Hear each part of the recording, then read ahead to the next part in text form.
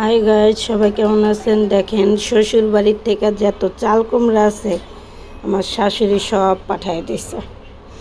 9টা চাল কুমড়া। এগুলা সবাই মামা বাড়ি, খালা বাড়ি, বাগদুবি সবাই রেডি আলাম। কী করুন, গাছের জিনিস। আর এই যে কটা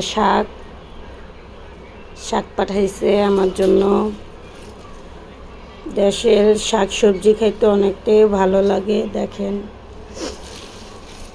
কটা শাক দিছে, চাল কুমড়া প্রচুরভাবে দিছে।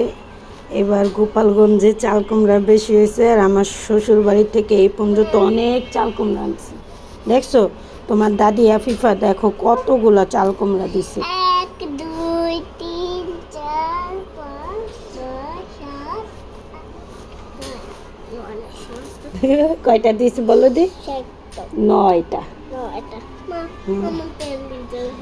আচ্ছা দাঁড়াও, বাই বাই, আল্লাহ হাফেজ। আল্লাহ হাফেজ। সবাই লাইক শেয়ার কমেন্ট করবেন, বলো দে।